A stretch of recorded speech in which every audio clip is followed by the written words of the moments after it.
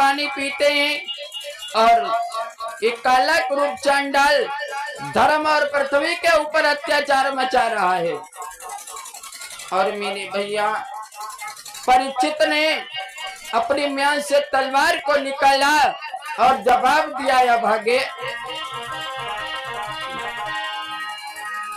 कलयुग तुझे नहीं पता है क्या समझ लिया इतनी जल्दी, अरे पारथ को जमाना बीता है रे मूर्ख, अगर पारथ न रहे तो पारथ अंत तो जीता है।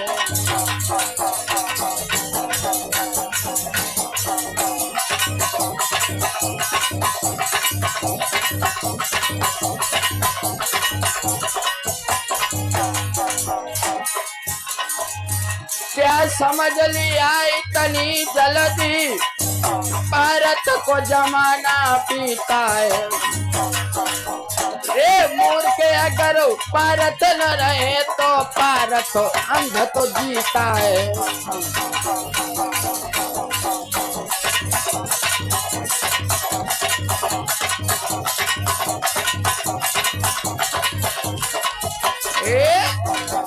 इधर मेरे श्रोता बंधु जवाब दिया, तू क्या समझ रहा है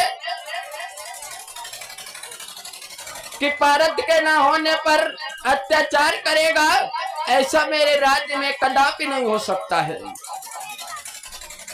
और मैं भारत का अंश हूँ और अपने पिता के बताए हुए रास्ते पर चल रहा हूँ और तेरी एक भी बात नहीं सुनूंगा। और इधर मेरे भैया और जवाब दिया पृथ्वी मैया। परीक्षित पास में पहुंचे और जो पृथ्वी मैया गाय का वेश बनाए खड़ी हैं उनको धीरज बंधवाया और जवाब दिया है कि तुम चिंता मत करो, आज हम इसे जिंदा नहीं छोड़ेंगे। और जैसे ही तलवार लेकर के आगे बढ़े, कलयुग बोला, महाराज मेरी एक बात सुनो, देखो जैसे सतयुग त्रेता द्वापर बनाए हैं और अब मेरा राज्य आ गया है और ब्रह्मा जी ने इस सतयुग त्रेता द्वापर बनाए हैं और मेरा ये राज्य है। अगर तुमने हमें मार दिया तो ब्रह्मा जी की आन टूट जाएगी। और इधर जवाब दिया है परीक्षित ने,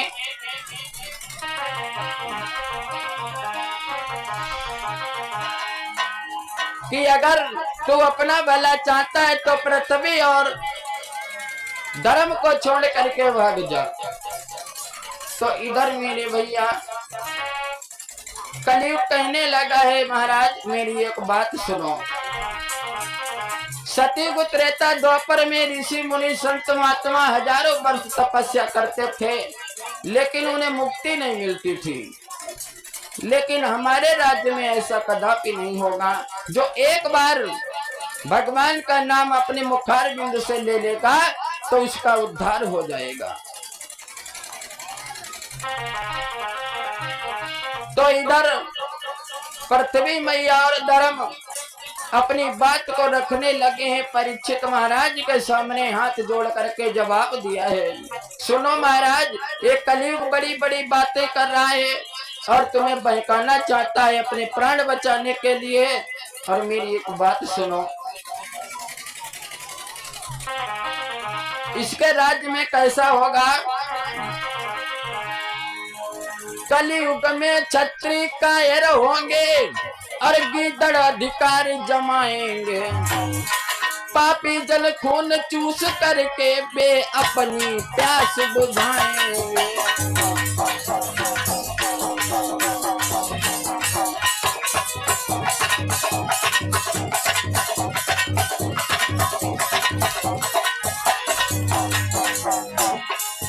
कलयुग में छत्री कायर होंगे, गीदड़ अधिकार जमाएंगे, पापी जन खून चूस करके बे अपनी प्यास बुझाएंगे।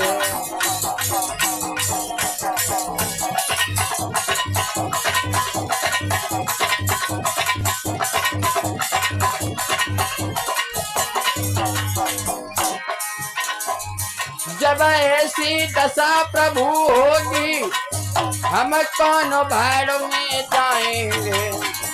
जब ऐसी दशा प्रभु होगी हम कौन भाड़ में जाएंगे।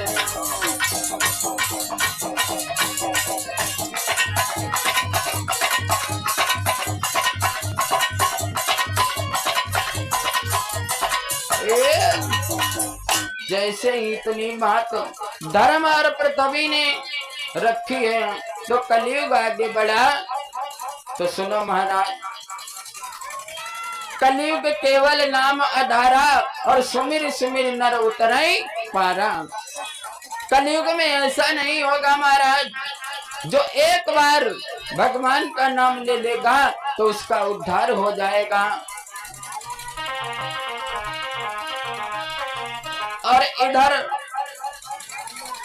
पृथ्वी मैया और धर्म कहने लगे, महाराज मेरी बात सुनो, आगे कैसा समय आएगा।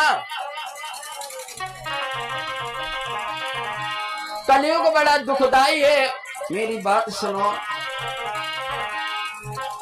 आगे वो समय आ रहा है, आगे वो समय आ रहा है, बेड़िया न कोई जानेगा।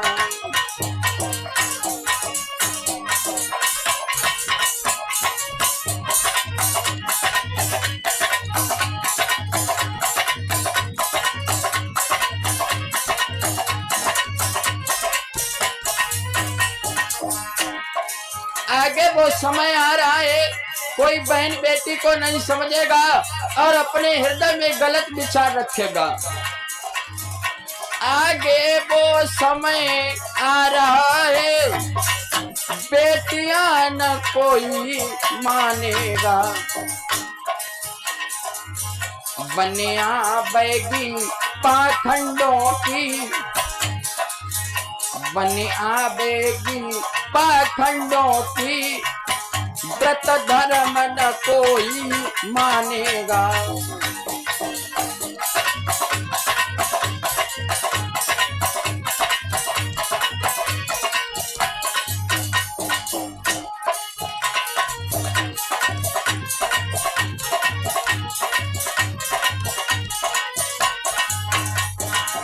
और सुनो महाराज, क्या दशा होगी कलयुग के राज्य में। मूर्तियां रात दिन टूटेंगी, मंदिरों में बधि को दिखाएंगे। हम धर्म धर्म चिल्लाएंगे, हम धर्म धर्म चिल्लाएंगे, तो मूर्ख हंसी बनाएंगे।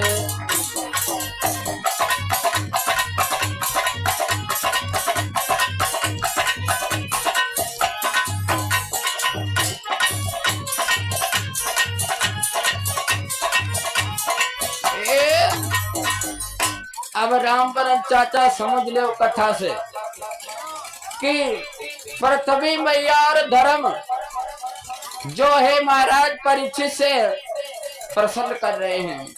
तो इधर पृथ्वी मैया और धर्म कहने लगे, महाराज कलयुग में अगर हम धर्म की बात करेंगे तो लोग मजाक बनाएंगे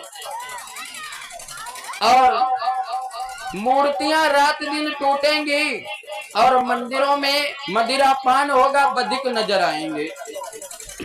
और अगर हम धर्म धर्म चिल्लाएंगे तो लोग मजाक बनाएंगे, हंसी बनाएंगे। आज वही दशा है, कलयुग का राज चल रहा है। धर्म की बात करो तो चार लोग तो कहते हैं बहुत अच्छी बात है, कथा करावो। और बहुत से लोग पता क्या कहते, जब कथा तुम काय कराए रहे, तुम्हारे लला भाव का किसी खुशी में कराए रहे। अरे भैया कथा खुशी में नहीं कराए जाते, और ना कथा तो जब भगवान की कृपा होती है तभी होती है कथा। भला ये किसी मर्जी की बात थोड़ी ना है। जब तक भगवान की कृपा नहीं होगी तब तक तुम कुछ भी नहीं कर सकते हो। तो इसीलिए भैया ये कलयुग चल रहा है, प्रमाणों में बताया गया है कि हम धर्म धर्म चिल्लाएंगे तो लोग मजाक बनाएंगे, और ये सत्य बात है, ये दिखाई दे रहा है। सुबह को जब यज्ञ कर रहे थे तो रामबरन चाचा 50 बार सबके यहाँ गए, चलो यज्ञ की तैयारी हो गई है, कोई आने के लिए तैयार नहीं, क्योंकि कथा में 50,000 रुपया लगता है, तब भगवान की कथा हो पाती है, इतना खर्चा हो जाता है। लेकिन भैया इस कथा पंडाल में 1 भी रुपया नहीं लगता है, आकर के कथा सुनो, भला इसमें कुछ चला जाएगा? थोड़ा थोड़ा समय निकालो। तो मेरे रामबरन चाचा ने बड़ी मेहनत की है, और परवेश भैया ने बड़ी मेहनत की है। हमारे परवेश भैया का सबसे बड़ा सहयोग है, और सभी ग्राम वासियों का भी सहयोग है।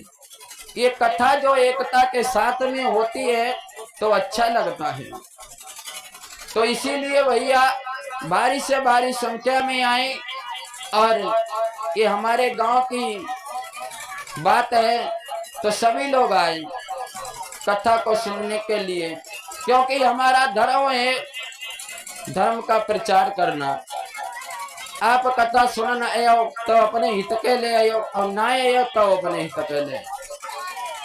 जैसा करोगे वैसा ही फल प्रभु देते हैं। बोलिए गोविंद भगवान की।